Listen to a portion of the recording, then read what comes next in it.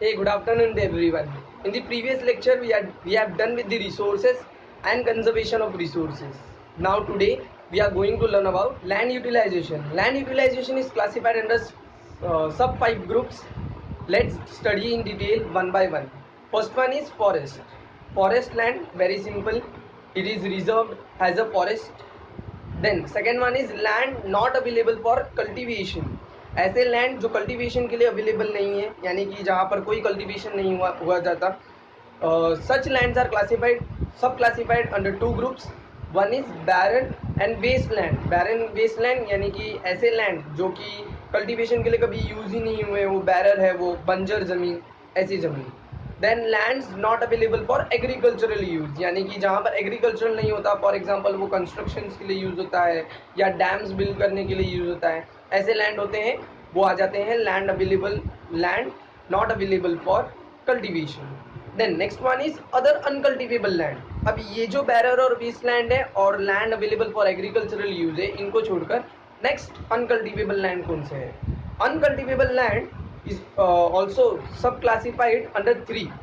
पहला एक है permanent and pasture grazing land. Permanent pasture and grazing land. अब ये जो लैंड्स हैं, ये कैटल शीट्स को, जो कैटल शीट्स होते हैं उनको फीड करने के लिए यूज होता है ऐसे लैंड, इसलिए वो परमानेंट पैस्चर्स बोला गया है. पैस्चर लैंड यानी कि छोटे छोटे घास वगैरह होते हैं, एनिमल्स को फेड करने के लिए यूज होते हैं.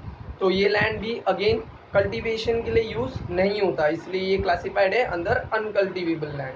Then culturally based land. Now what is culturally based land? Culturally based land यानी कि land which is left for replenishment of nutrients, यानी कि जो न्यूट्रिएंट्स है वो वापस से रिस्टोर हो, वापस से उसको फर्टिलाइज करे, इसलिए वो छोड़ दिया जाता है, उसे यूज नहीं किया जाता, कल्टीवेबल नहीं किया जाता, इसलिए वो आ जाता है culturable based land, that is uncultivable more than 5 years. Then next उसके बाद है लैंड अंडर ट्री क्रॉप्स. अब कुछ जो होते हैं, forest land is different and land under tree crops is different, यानी कि एक स्मॉल पैच ऑफ लैंड है जहाँ पर बैम्बूज वगैरह जो है वो ऐसे क्रॉप्स वाले जो लैंड ट्रीज हैं, वैसे जो ट्रीज हैं वो वहाँ पर कल्टीवेट होते हैं, तो लैंड अंडर ट्री क्रॉप यानी कि छोटे छोटे ट्रीज होते हैं, तो वो भी अंडर आ जाता है uncultivable land. The next one is fallow land. Now what is fallow land? Fallow land is a land, again it's a land which is not used for cultivation. It's also classified under two. It's also bifurcated under two. First one is current fallow. Now what is current fallow? Uncultivable less than 1 year. 1 year से कम अंदर ही, 1 year के अंदर ही अंदर अगर वो uncultivable है, तो मतलब कुछ समय के लिए, वो कुछ महीनों के लिए वो अगर अनकल्टिवेबल है फॉर सर्टेन मंथ, तो वो आ जाएगा current fallow. Then other than current fallow land. Current fallow land के बाद मतलब जो करंट फैलो लैंड के जो बाकी के जो पार्ट है, तो fallow land uncultivable within 5 years, यानी कि 5 सालों तक अगर वो कल्टिवेबल नहीं हो रहा है या उसमें कल्टिवेशन नहीं किया जा रहा है, कोई भी क्रॉप्स कल्टिवेट नहीं हो रहे हैं, तो वो आ जाएगा other than current fallow land. यानी कि फैलो लैंड के अंदर भी दो, current fallow land and other than current fallow land. Current fallow land में क्या होगा, 1 year के अंदर ही अनकल्टिवेबल है, और other than current fallow land में विद इन 5 years के अंदर. Then last one is net sown area. Now what is net sown area? Area sown, total area sown in 1 year, यानी कि जो क्रॉप्स है वो क्रॉप्स कल्टीवेट किए हैं विद इन 1 year. 1 year में जितने भी क्रॉप्स कल्टीवेट किए हैं उसका जो कैलकुलेशन होता है वो होता है net sown. Question based on today's lecture, very short answer type question for 1 mark. Which factor is responsible for maximum land degradation? So human factor is responsible for maximum land degradation. Then according to the national forest policy, what should the percentage of forest area in a country? According to national forest policy, there should be 33% of forest land which should be reserved, and in our India there are 21.67% of land which are reserved as a forest land. Now short answer type question for 3 marks.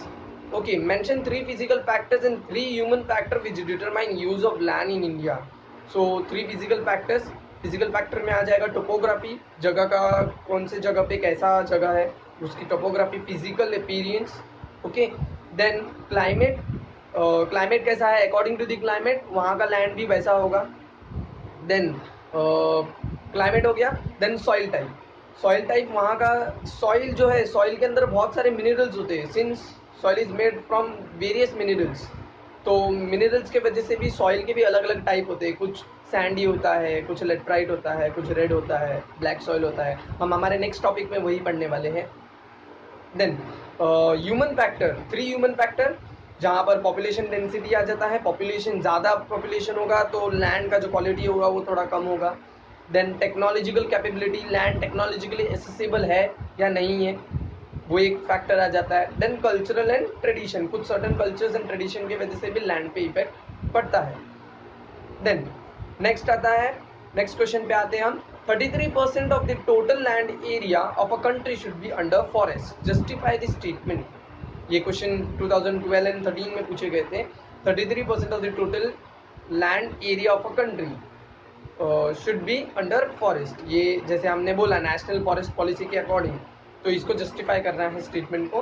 Then suggest any 6 measurement to solve the problem of land degradation in India. 6 measurement बताना है, land को degrade होने से कैसे बचा सकते हैं हम। सबसे पहला और सबसे ईजी है अफॉरेस्टेशन, कम करो अफॉरेस्टेशन, लैंड डिग्रेडेशन कम करो, लैंड पे जो बर्डन डाल रहे हैं वो कम करो, प्रॉपर लैंड वेस्ट मैनेजमेंट जो है वो प्रॉपर करना है।